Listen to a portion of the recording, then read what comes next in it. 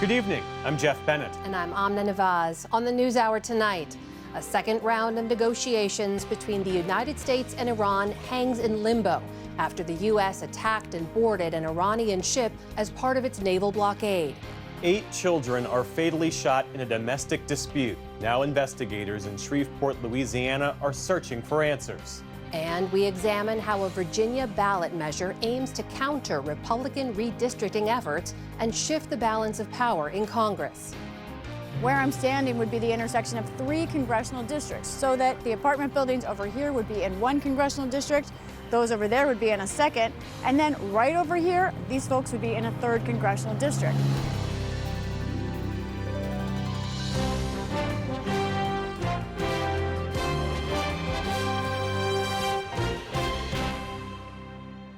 Major funding for the PBS News Hour has been provided by Certified Financial Planner professionals are proud to support PBS News Hour. CFP professionals are committed to acting in their clients' best interest. More information at letsmakeaplan.org.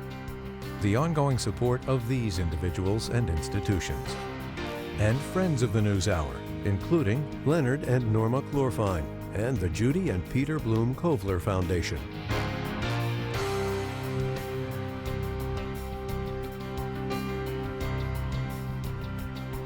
And with the ongoing support of these individuals and institutions.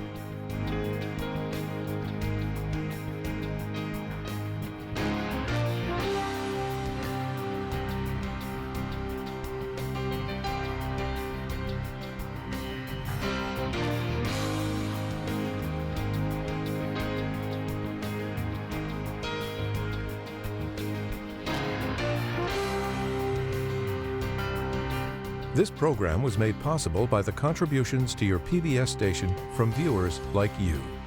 Thank you. Welcome to the NewsHour. An American delegation led by Vice President J.D. Vance will soon leave for Pakistan to resume talks with Iran over the nearly 2-month war. Iranian officials have been non-committal about attending the next round of talks. President Trump also sent mixed signals, predicting success even as he warned the war could drag on. It follows a tense weekend around the Strait of Hormuz. Our White House correspondent, Liz Landers, begins our coverage. Motovesatoska, vacate your engine room. Vacate your engine room. We're prepared to subject you to disabling fire. Yesterday in contested waters, a show of U.S. force. Marines seized and disabled an Iranian cargo ship. U.S. officials alleged the vessel tried to evade its naval cordon. This is the first such interception of the U.S.'s over a week-long blockade of Iranian ports. Yet today, signs of renewed peace talks after a weekend of mixed signals. A source tells PBS NewsHour a U.S. delegation led by Vice President J.D. Vance plans to travel to Pakistan soon. Iran has issued conflicting messages about its plans to attend. The regime's foreign ministry said the U.S. lacks, quote, seriousness. We witnessed that the United States insisted on bad faith and violation of the ceasefire. We are still in a state of war. A ceasefire has been announced, but unfortunately it has been met from the very beginning with repeated violations. And the announcement that Iran's ports and vessels would be targeted by the United States has complicated the situation. Israel, the U.S.'s ally in the war, won't be participating in the talks, but Israeli Prime Minister Benjamin Netanyahu touted Israel's warfighting during a Memorial Day celebration today. Our pilots control the skies of the region as irrefutable proof of our superiority over the Iranian axis. We have not yet finished the task, but the world already recognizes our determination to defend ourselves, not only to defend ourselves, but to defend humanity from barbaric fanaticism. Small Israel and our great friend, the United States, carry the entire Western civilization on their shoulders. If you attempt to run the blockade, we will compel compliance with force. Over. The U.S. military released another video today showing their enforcement operations on Iranian ports. The blockade stretches from the eastern tip of Oman to Iran's border with Pakistan. Meantime, rough sailing on global energy markets. Today's opening trades were a sharp turnaround from Friday when oil prices tumbled. Now climbing oil prices and slipping U.S. stock prices roiled global markets. China, a major importer of Iranian oil, urged U.S. restraint. China expresses concern over the United States' forced interception of relevant vessels and hopes that the parties concerned will act in a responsible manner and create the necessary conditions for the restoration of normal passage through the strait. While the U.S. has maintained its blockade of Iranian ports, Iran lifted and then reimposed its own blockade of the Strait of Hormuz. This comes as 2 Indian ships were forced to reverse course in the strait over the weekend following reports of Iranian gunfire. Sepa Navy, this is Motoranga Sanmar Herald. You gave me clearance to go. My name second on your list. You gave me clearance to go. You are fighting now. Let me turn back. Indian officials said today they have been in touch with Iranian counterparts, and since Saturday's incident, another ship has safely crossed the strait. Key Gulf Arab energy producers lost at least 40% of their crude oil output in March, according to OPEC, roughly equivalent to the combined output of U.S. oil giants ExxonMobil and Chevron. Yet U.S. officials say pressure, including financial sanctions and maritime enforcement, is intended to bring Iran back to the negotiating table. Energy Secretary Chris Wright appeared on CNN yesterday. When will it be? I think after a deal is reached. It won't be in the too distant future. People are ready to go. Ships are there. The United States put through 2 warships through the straits. We can open it one way or the other, but the best way to do it is to have an end to the conflict and a defanged and de-armed Iran. We're also going after their financial tentacles, which are spread all throughout the region and around the world. While ships at both ends of one of the world's most volatile maritime corridors wait for clearance, risking interception from U.S. or Iranian forces, the deadline of the temporary 2-week ceasefire draws close. And even with the vice president heading to Islamabad, that ceasefire appears likely to expire overnight tomorrow, Amna. Liz, I know you spoke to President Trump directly this morning about the war in Iran and much more. Tell us about that. I called him around 8 a.m. We just had a few minutes to speak on the phone, but I asked him first about this ceasefire, which is expected to expire tomorrow evening. And I said, what happens if there is no deal that is reached by then? And he said, then lots of bombs start going off. Of course, the United States has not bombed Israel in the last few weeks since this ceasefire has held. Rather, not Israel, right? Has not bombed Iran. Yeah. Sorry about that. I also asked him about Iran participating in these peace talks in Islamabad and whether they would show up and be there. We have questions about that still. The president told me he didn't know if the Iranians were going to show up, but he did say that the United States agreed to be there. And he said, that's fine, too, if they don't show up. I asked about the key objective for these talks in Islamabad, and he said, no nuclear weapons. It's very simple. Iran cannot have a nuclear weapon. You also asked him this very important question about potential conflicts of interest, about his son-in-law, Jared Kushner, and his diplomatic role, because he also has business interests in the Middle East. What did he say about that? Jared Kushner started a venture capital firm in 2021 after the end of the first Trump presidency. It's called Affinity Partners, and he has raised money from the Saudis, from their public investment fund, and from other countries in the Middle East region. I asked the president if it was appropriate for Kushner to be negotiating about matters of war and peace in the Middle East while he has this investment fund that has raised money there.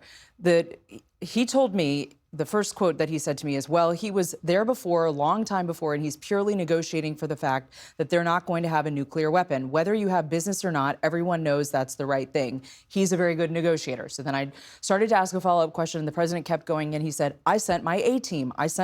He's done an excellent job. He doesn't participate with Saudi now, as you know. He doesn't do that. He has a business, but he doesn't participate now. Kushner is not actively raising money from the Saudis right now. And we got a statement from his lawyer from Affinity Partners. The chief legal officer, Ian Brecky, told us that Affinity had early conversations with its anchor investor and does not intend to take any additional capital while Jared is volunteering for the government. An SEC-registered investment firm, Affinity has abided by all laws and regulations and will continue to do so.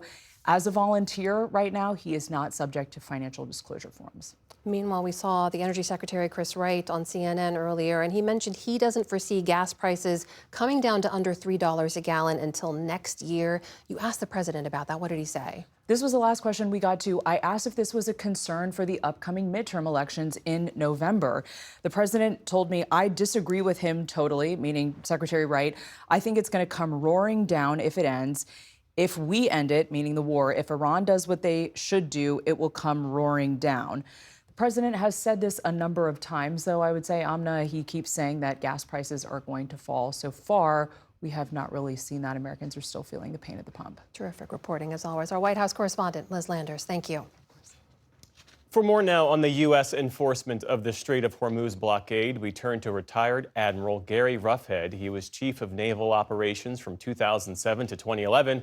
He's now a distinguished military fellow at the Hoover Institution at Stanford University. Thank you for being with us.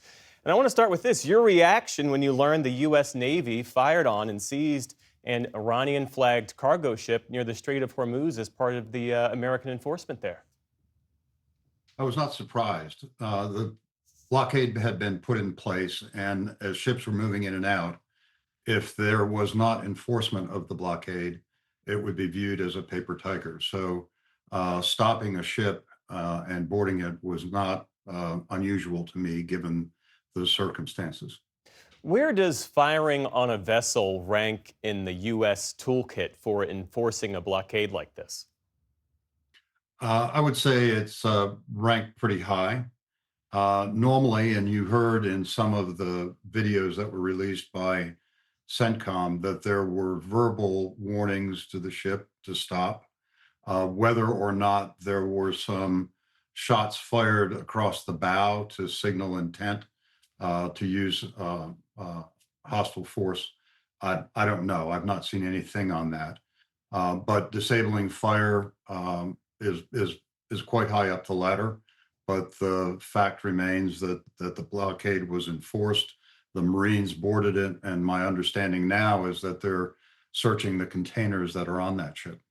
How operationally challenging is it to enforce a blockade in a body of water like that, given the size and the different entry points into it? Right now, I'd say it's not very hard. I mean, the intelligence that we have, the ability to be able to track ships, knowing where they're coming from, where they're bound, and the limited number of ships, because what we're doing is we're stopping either ships that have called at an Iranian port or are bound to an Iranian port. So that number is fairly slow. The sea lanes that are fairly low. The sea lanes that they're traveling on are well established. And in my mind, it would not be a problem to be able to begin tracking that ship using aircraft, then passing that information to the ships that are in the region for an intercept to take place. The volume is not high, the intelligence is good, so not that challenging. If the U.S. wanted to keep the Strait of Hormuz open by force, what would that require operationally? To keep it open by force under the current circumstances would require many more ships than are in place now. It would require continuous air coverage of the strait, because not only are you defending against drones and missiles, but you also have to defend against small craft. To move a large volume of ships in and out means that you would also have to start protecting those ships at some distance from the strait proper. Ships that would be entering into the Gulf, you'd have to pick them up and provide escort. And those that are leaving ports from the Arab Gulf states, you would most likely have to be able to provide protection for them moving through. So until there is a ceasefire, well-established ceasefire, an accepted ceasefire by countries that are engaged in commerce in the Gulf, it would require quite a bit of assets. And the U.S. does not currently have those assets in place right now? No, they're not. All right, that is retired Admiral Gary Roughead. Thanks again for your insights and perspectives this evening.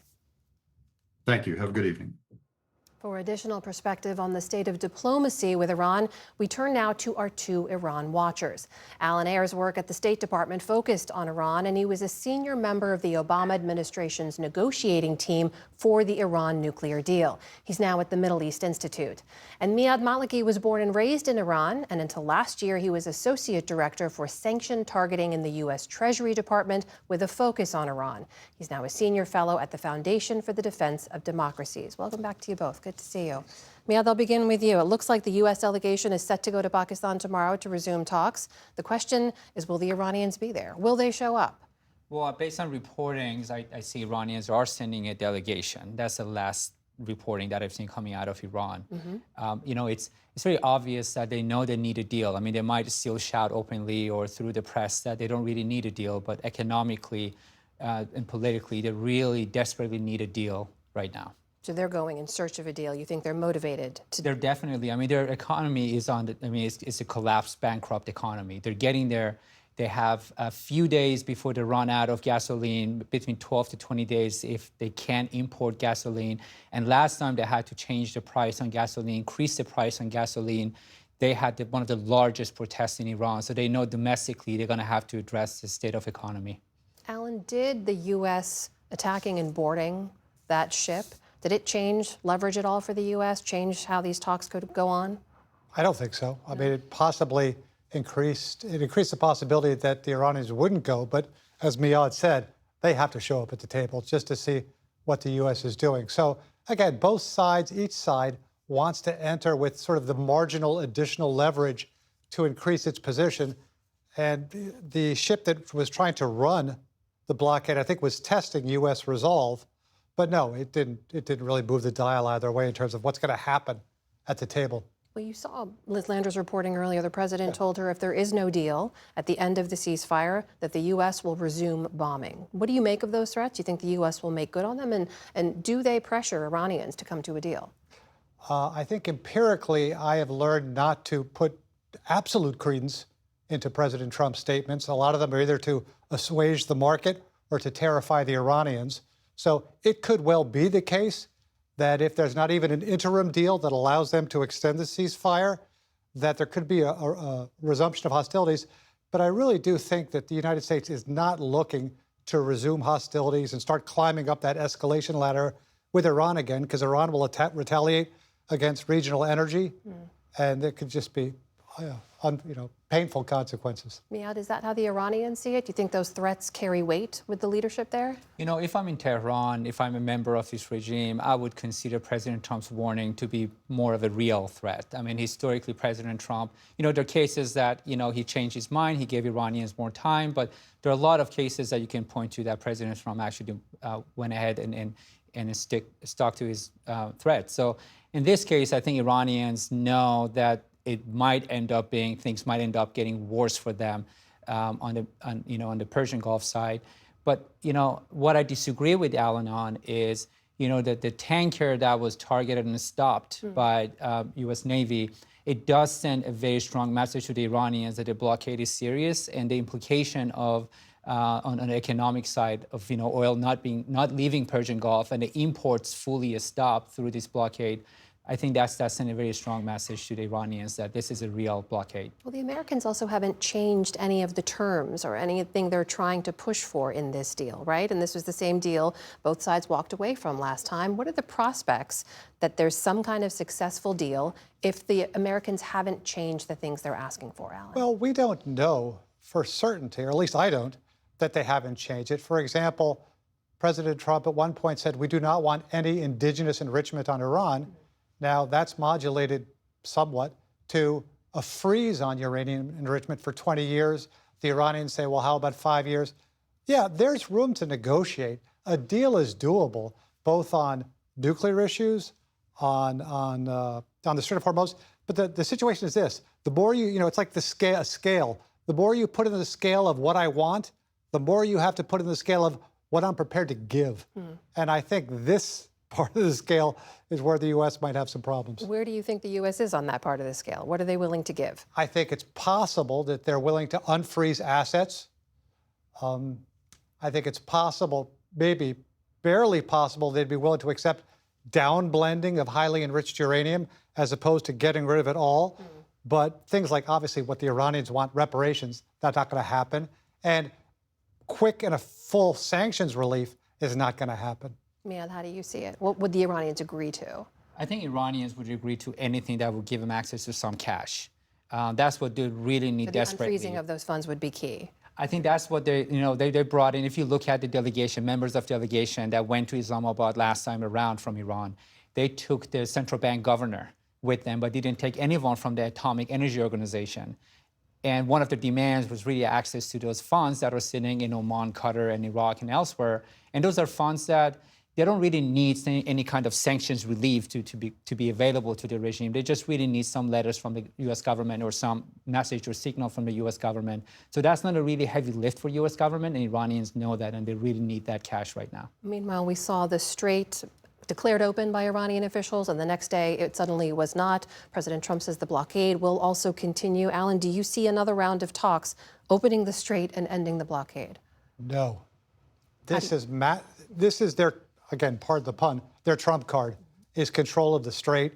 They never opened it. Even when Arakchi said, we're going to open it, if you had read the fine print, which wasn't in the social media post, it was, if you go through Iranian waters, if you coordinate with the IRGC Navy, and if you pay a toll. So it was more a question of emphasis. And yes, the IRGC came back later and clamped that down. But no, the Strait of Hormuz is their most effective leverage, because every day it stays closed, its power increases. Yeah, how do you see it? This is a key point for President Trump. He wants that strait open. You know, I think this is not a trump card. There was a nuclear option for the Iranian regime, the closure of the Strait of Hormuz. They deployed it, and it backlashed economically. I think they're on the clock economically. If the blockade continues, if they keep Strait of Hormuz closed, they're going to see the result on the ground in different provinces in Iran as far as, gasoline prices, food prices. I think they're just trying to wait out a few days, maybe a couple of weeks, to see if they can get a deal, winning the war of narrative here in the U.S. and in the West. But at the end of the day, every time there was a U.S. escalation with Iran, whether it was some airstrikes or killing of Soleimani, RGC commanders, Iranian regime, they always come back to the negotiations table because they need a deal. So they might play with the words, we might hear rhetorics coming out of Iran that don't really make sense, but at the end of the day, they desperately need a deal, and they're going to have to really give up some of those, some of the principles they've been sticking to. Alan, I'll give you the last word here in the few seconds we have left. If the Strait of Hormuz is the Iranians' trump card, what's the best leverage for the U.S.? Well, as Miad said, the great leverage is blockading Iran. The problem is you got two clocks. And the Strait of Hormuz, I'm giving pain clock, is moving a lot more quickly than the naval blockade pain to Iran. Plus, Iran can take more pain. Iran is not heading into an election year. Alan Ayer, Miad Maliki, great to see you both here. Thank you so much. Thanks. Thank you.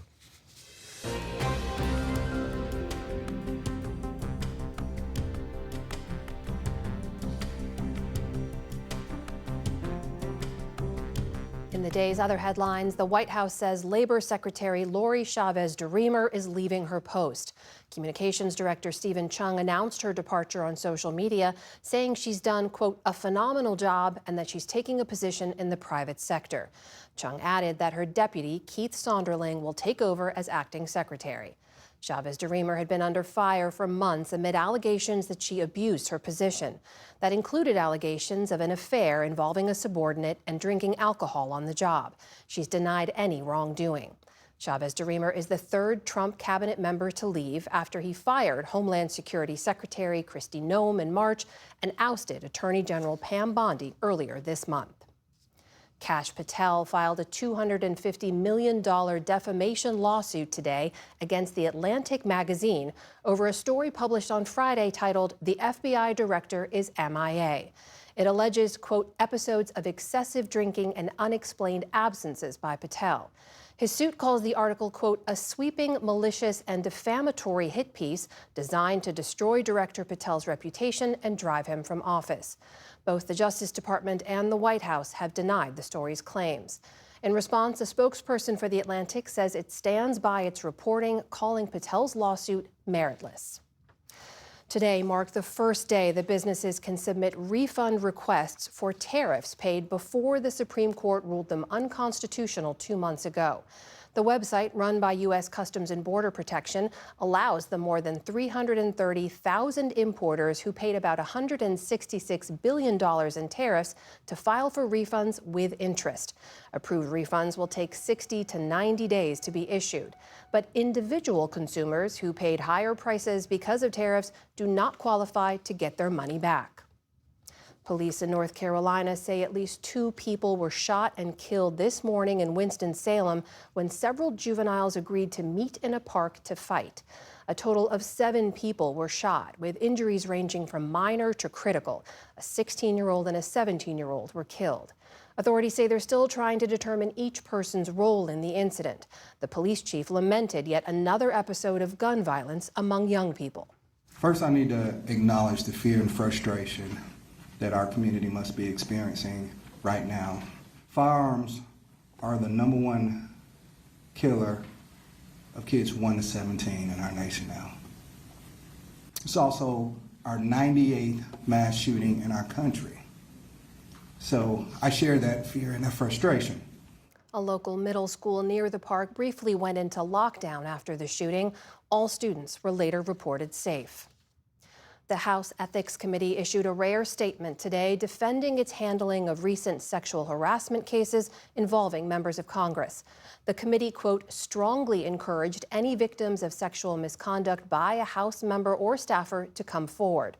The statement comes after the recent resignations of Democrat Eric Swalwell and Republican Tony Gonzalez and questions about how Congress investigates its own members.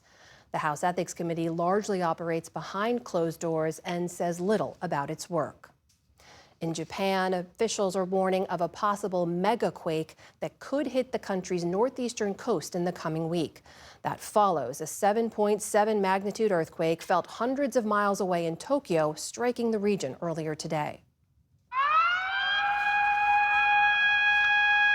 Sirens blared in one coastal area, followed by tsunami warnings that were later downgraded.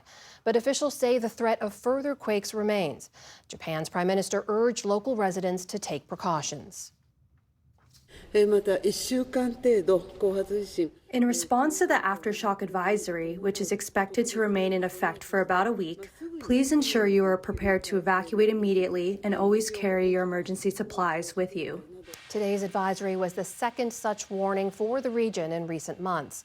In the meantime, authorities are still assessing the damage from today's shocks. At least 2 people were injured and some rail service was temporarily suspended. The head of Apple, Tim Cook, is stepping down as CEO but staying on as executive chairman. John Ternus, Apple's hardware boss, will take over as CEO in September. It's Apple's first CEO change since 2011, when Cook took over from founder Steve Jobs. In the meantime, on Wall Street today, stocks cooled off a bit after their recent record-setting rally.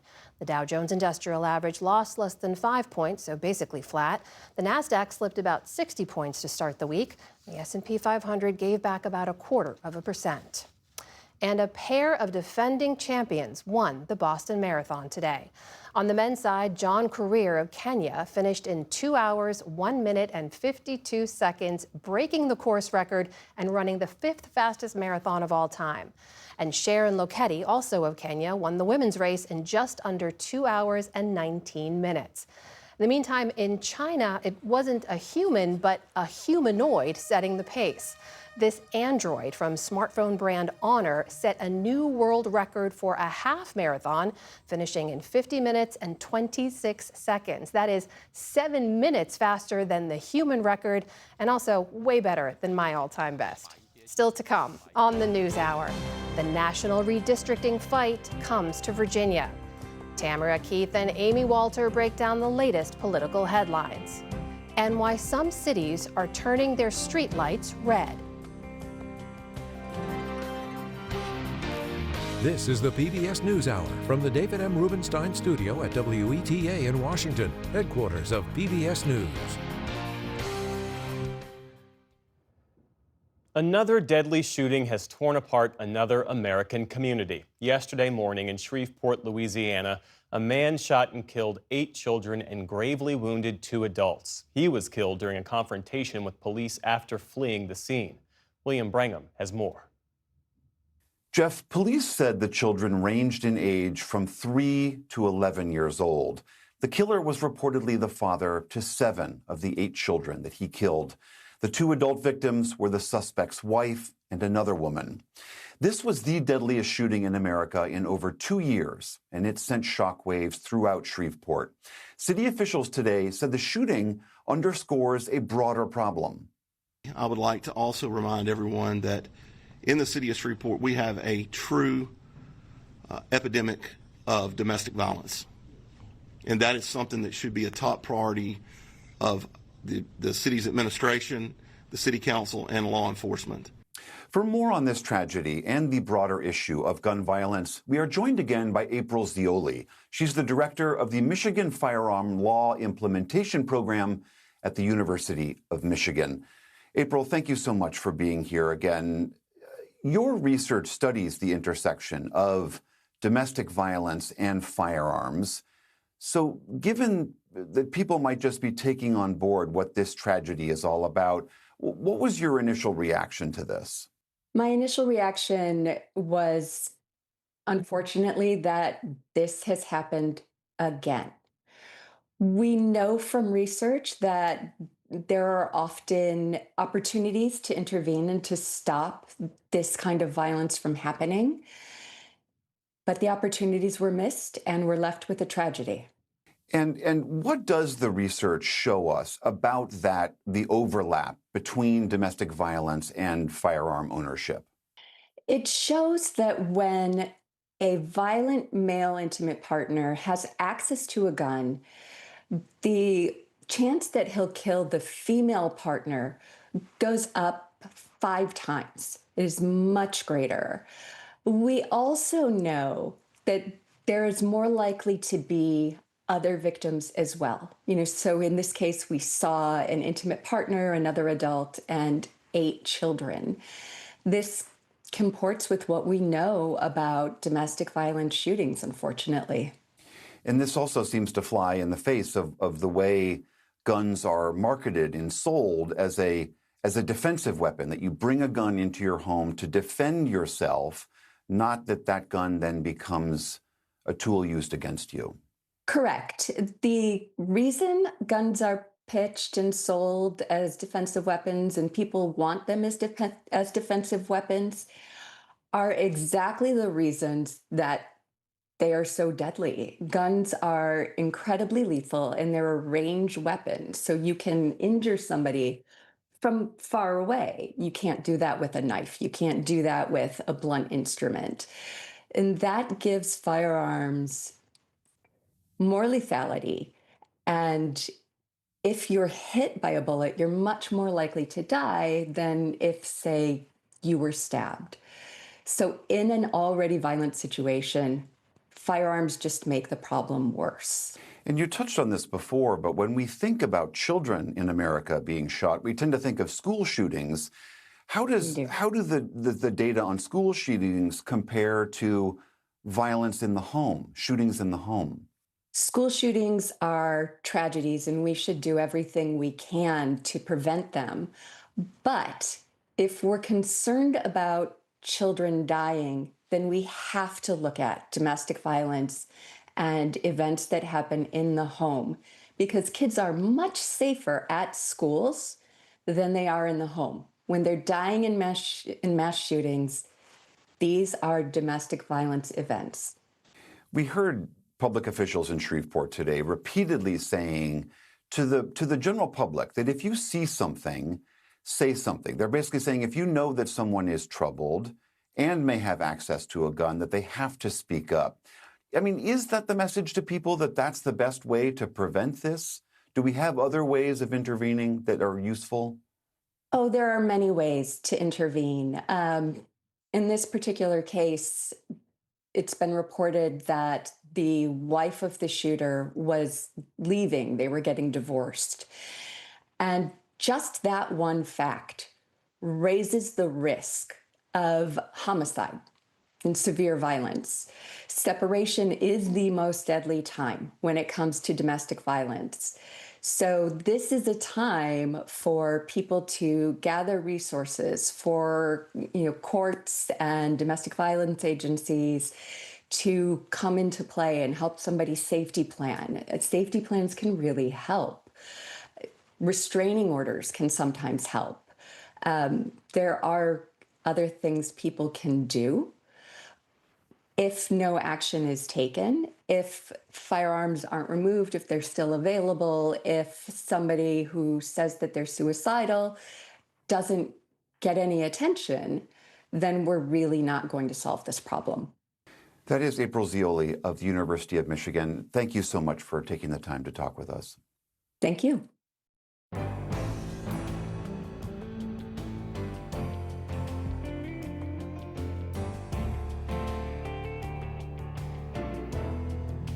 In Virginia, voters are heading to the polls Tuesday to weigh in on a ballot measure that could reshape the state's congressional map and potentially shift the balance of power in Washington. Supporters say it's a necessary response to aggressive Republican-led redistricting in other states. Opponents call it blatant partisanship. Lisa Desjardins reports. In Virginia, a divide over ideas that once unified the state: democracy and fair play. With Democrats focusing on suburban Northern Virginia, arguing this balances out Republican power grabs in other states. But with Republicans arguing Virginia Democrats are doing the power grabbing. This purple state has a near even split in Congress now, but a referendum would change that. A yes vote would redraw the map so Democrats could pick up 4 seats, leaving just one clearly Republican district. Help put our elections back on a level playing field. Big stakes have brought big names like former President Barack Obama, House Speaker Mike Johnson, and House Minority Leader Hakeem Jeffries. There is a barrage of spending, nearly $100 million in all. The national redistricting war started by Texas Republicans at President Trump's urging, then volleyed through several other states. But Virginia is likely Democrats' last chance to gain seats by remapping this year. Very simple. We have the opportunity to level that playing field. Which is why freshman Congressman and Democrat James Walkinshaw is at this event in his district in Fairfax County outside of Washington, along with many volunteers. The effort is well-funded and focused. They believe Trump's actions are particularly driving backlash here. Look, I think the Doge chainsaw that slashed through not just Northern Virginia, but all of Virginia, right? There's a lot of federal workers and now, unfortunately, former federal workers who live in every corner of the Commonwealth. Like volunteer Jillian Sullivan. So I'm out here doing this because I was terminated as a probationary employee and By Doge? Yes, by Doge. She was fired, rehired, and then faced another possible federal layoff. So she reluctantly took the Doge buyout. That pushed Sullivan to volunteer for political campaigns. Hi, I'm Jillian. I'm here on behalf of Virginians for Fair Elections. She says this battle is about democracy and a fair shot to check President Trump. This is a very pivotal moment, and it's now or never. With Election Day, I think we're going to come out on top. But Republicans are betting on rural Virginia, like Congressman Ben Cline in front of an overflowing crowd in Culpeper. His district currently runs along the state's Blue Ridge Mountains, but under the proposed map, it is broken up entirely into 5 other districts. His job would be in jeopardy, and he thinks his area would lose power. They're really just tilting the scales and removing rural voices from the legislative process. And that's something we have to say no to. I used to teach preschool, and it sounds like managing a preschool classroom because, first of all, 2 wrongs don't make a right. Jody Nicholson simply can't stomach the remapping. She's not a shouter, sitting in the back at the rally. She voted for Obama and then Trump. But Nicholson sees the referendum as poisoning the balance between suburban Northern Virginia and the rest of the state. These 2 populations really don't understand each other. They don't. So there's just a disconnect that inevitably, if this referendum passes, those people are just going to be forgotten. To make the map more blue, Democrats would carve up deep blue Fairfax County. Where I'm standing would be the intersection of 3 congressional districts, so that the apartment buildings over here would be in 1 congressional district, those over there would be in a 2nd, and then right over here, these folks would be in a 3rd congressional district. If you drove just a short distance away, you'd find a 4th congressional district and then a 5th. That's led to a new Republican catchphrase, "Don't Fairfax me," popping up. Countering that, Texas started it, bumper stickers. Democrats stress the changes end after the 2030 census. It's very clear that it's a temporary measure to deal with an unprecedented power grab from Donald Trump. The state's Speaker of the House, Democrat Don Scott, says Virginia must push back at Trump now. Donald Trump is the President of the United States. He's the Speaker of the House. He's the Senate Majority Leader. He has an unprecedented power right now because no Republican in Congress will hold him to account. But this is not a simple party line vote. Even some Democrats say this goes too far. And we just do not have to adopt Trump's toxic politics or policies in order to beat him in November and beyond. Brian Cannon helped create Virginia's current independent system to draw nonpartisan maps and opposes this redistricting. It would be the worst gerrymander Virginia's ever seen, and we've seen a good deal of them. And as a Democrat, I'm telling my Democratic friends, we really don't need to cheat to win. We don't need to burn this down. But what Virginians believe is not clear yet. Polling indicates the remapping push has an edge, but this is the closest redistricting referendum the country has seen. For the PBS News Hour, I'm Lisa Desjardins in Virginia. And President Trump is personally joining the push against the Virginia ballot measure. He's set to join a virtual rally tonight, along with House Speaker Mike Johnson.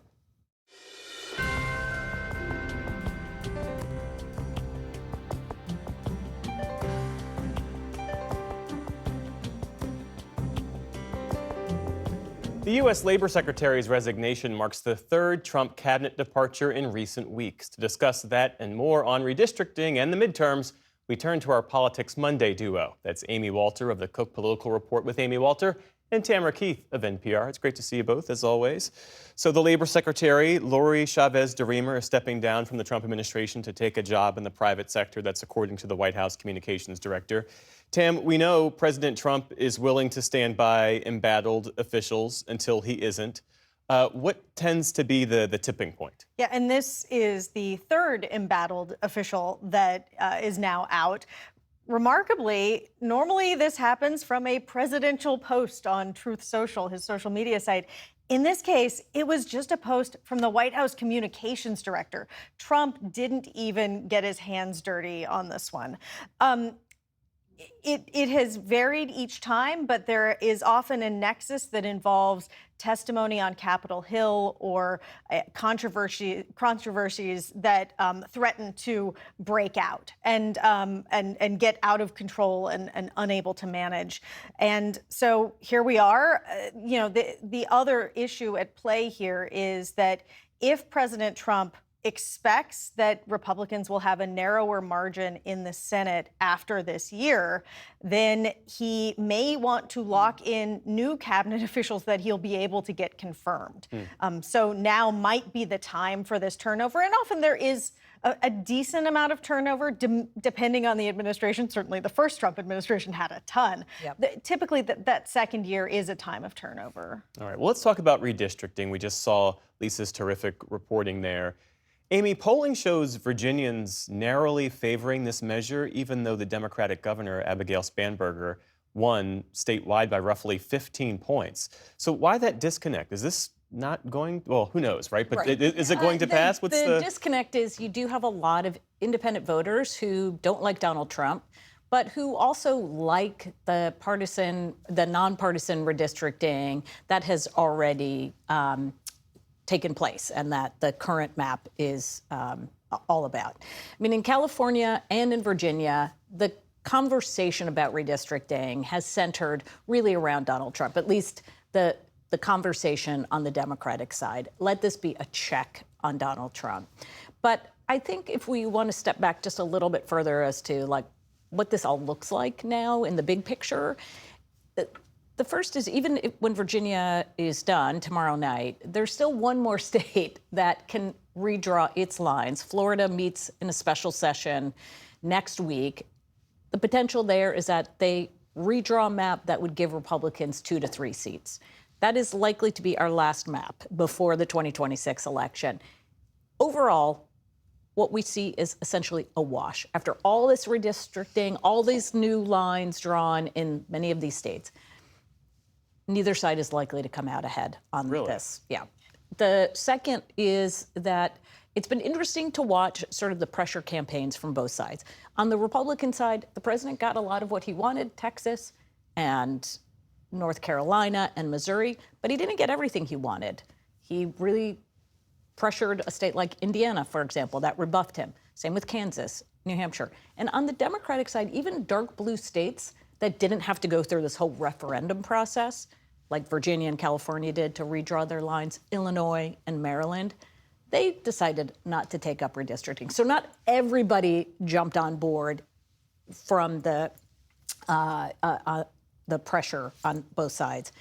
And finally, I think we're not likely to see the end of this. Remember, we have a Supreme Court case that is yet to be decided involving the Voting Rights Act. If indeed this gets overturned, the Section 2 of the Voting Rights Act, what we could potentially see for 2028 are southern states redrawing their maps.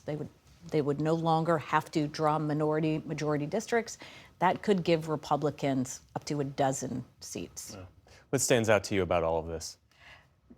It is fascinating. I'm a Virginia resident, and so I'm being bombarded with mailers and advertising on TV, and it is just nonstop. And the message that the No campaign is pushing is very interesting because, in part, they are playing to the priors of Democrats who have railed against gerrymandering for years, replaying quotes from former President Obama, from Governor Spanberger in the past, saying that that gerrymandering is bad and shouldn't happen, and now it is turned around. But when you talk to voters, Democratic voters who are predisposed to think gerrymandering is bad, they say, okay, well, you got to fight fire with fire. This one time, it's okay. That's what we saw from voters in California, and it's what we're seeing from Democratic voters in Virginia as well. This sense that, you may not like it, but you might just vote for it anyway. Yeah. Let's look ahead to the midterms because we're seeing some eye-popping numbers, fundraising numbers from Democrats, including James Tallarico in Texas, who reported more than $27 million raised in a single quarter. What stands out the most to you in these early numbers, Amy? For sure, the energy that Democrats are feeling on the ground. We're seeing it in special elections where they have been outperforming. Kamala Harris is showing in those same districts in 2024 one sign of their enthusiasm, Democrats' enthusiasm. Another sign is individual fundraising. That's how partisans tend to show their interest in elections, because a lot of that money that Tallarico raised isn't just from Texans. It's from Democrats across the country. To me, the biggest, and maybe we'll call it the $300+ million question for this year, is what is going to happen to the $340+ million in the MAGA Inc. Super PAC account? That is the President Trump's Super PAC that every Republican in America is desperate to get a piece of. How and when he spends that is going to be a very, very big story. Again, these numbers are impressive. $340 million in a very small playing field. Wow. That's a big deal. Yeah.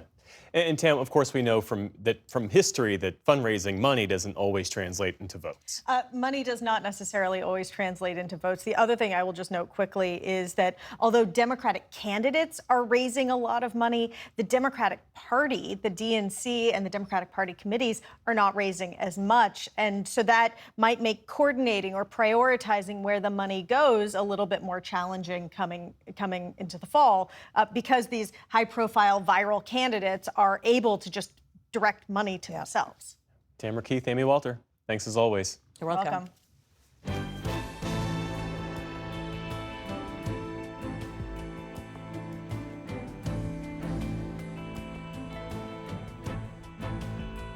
Today marks the final day of Dark Sky Week, which is hailed as a global celebration of the night and a call for less light pollution. In some cities internationally, local governments are trying to find a solution to lighting the night that can better serve critical wildlife ecosystems and humans alike. Malcolm Brabant reports from Denmark. It's dusk in Gladsaxe, a municipality north of Copenhagen that prides itself on combining urban growth with environmental initiatives. Gladsaxe was the first Danish local authority to install red street lighting that helps reset the balance between human beings and the animal kingdom. The council removed conventional white spectrum street lamps from this stretch of road next to a large bat colony in the trees. Artificial white light is hugely disruptive for a broad range of creatures. For example, bees get a form of jet lag, frogs lose their libido, and bats find it difficult to catch food. Red light enables bats to see in the dark, unlike white light, which blinds them. This simple solution to restoring bats' night vision has been adopted in Metz in eastern France, Worcestershire in the British Midlands, Germany, the Netherlands, Belgium, and it's spreading.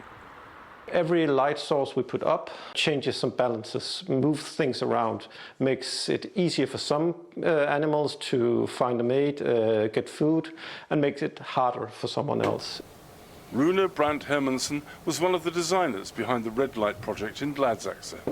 We need to take care and try to change and affect our surroundings as little as possible. And a lot of lighting is actually there for no one's sake. I'm not an advocate that we should not have lighting for humans. I'm an advocate that we should try and have as little lighting as we can so we can offer more darkness for nature. Biologists say that people need to recognize the importance of bats in the ecosystem. They may resemble rats with wings, but they have a critical role to play in protecting human health. We underestimate the importance of bats. Michael Stine Müller is a senior biologist with the Danish Sustainable Development Consultancy. Bats are predators, and they eat half their weight in insects every night. They're kind of a pest control and important part of keeping insects populations in kind of a natural balance and check. The consequence of bats failing to feast on insects is that farmers are forced to use chemical pesticides on their crops. Studies have shown that the toxins can contribute to cancer and other diseases in humans. It's important to regulate how we affect the ecosystem, not only for the ecosystem itself, but for our health. Stine Müller blends his biological knowledge with the design skills of lighting consultant Lisa Dam Trapp to create the most efficient illumination for a client's parking lot next to a sensitive wildlife habitat. People are actually adapting to this new technology and this new type of light. We've been used to having this very bright light during nights, and we have to actually change our mindset. And people are, I think, really embracing this a lot. People in Denmark really care about the nature. If we can do something different, I think that people are really up for it. Odense, Denmark's third largest city, is the latest to install biodiversity lights. This version, using orangey-red lamps, becomes softer and warmer as the night darkens, aligning with the circadian rhythms, or internal body clocks, of nocturnal wildlife. But as runner Michael Grönbeck explains, some people find the darker pathways intimidating. For those who have a fear of darkness, I think that this can feel unsafe. Some people prefer more light, some don't. It doesn't bother me. Gladsaxe sees itself as a role model for other cities around the world. Switching to red lamps has proved to be a cost-effective way of addressing light pollution. The system uses less power and requires less maintenance than conventional street lighting. Sedal Benli is Gladsaxe's mayor. I hope that we can help inspire other municipalities to join the bandwagon here, because it is quite important that we think about sustainability, think about biodiversity all the way around, because that is what we owe to future generations. We owe it to our planet and to those we share this planet with, namely to all living beings on this planet. And consultant Rune Brandt Hermansen predicts that improvements in lighting technology will contribute more to the harmonious coexistence of humans and the animal kingdom. we are at the brink of a lot of technological advancements that can actually make a difference without it having a negative impact on humans, because we shouldn't change society. I mean, we need lighting to do what we do. There's no reason for us not to have our light and for nature to have the darkness or their light. Conventional lighting accounts for approximately 5% of all global carbon dioxide emissions and 15% of total global electricity consumption worldwide. So, the experts say, switching to red streetlights could contribute to slowing climate change, as well as helping bats to maintain a healthy insect diet. For the PBS News Hour, I'm Malcolm Brabant in Gladsaxe, Denmark.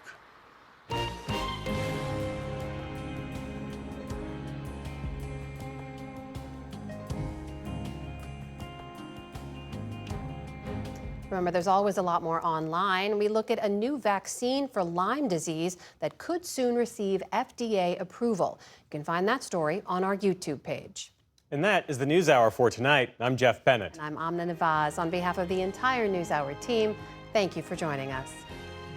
Major funding for the PBS NewsHour has been provided by the Judy and Peter Bloom Kovler Foundation, upholding freedom by strengthening democracies at home and abroad. Friends of the NewsHour, including Robert S. Kaplan and Wendy J. Selden through the Raymond James Charitable Endowment Fund. Art Collins and Sophia Shaw through the Arthur D. Collins Jr. Foundation and George D. Hanby III. Certified financial planner professionals are proud to support PBS NewsHour. CFP professionals are committed to acting in their clients' best interest. More information at letsmakeaplan.org. The Ford Foundation, working with visionaries on the front lines of social change worldwide.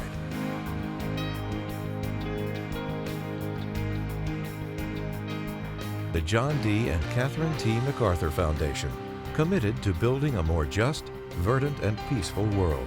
More information at macfound.org. And with the ongoing support of these institutions.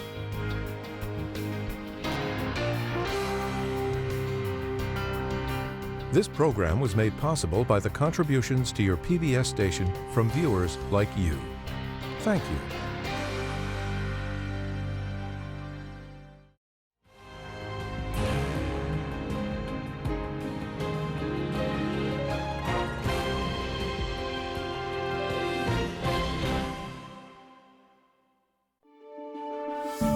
You're watching PBS.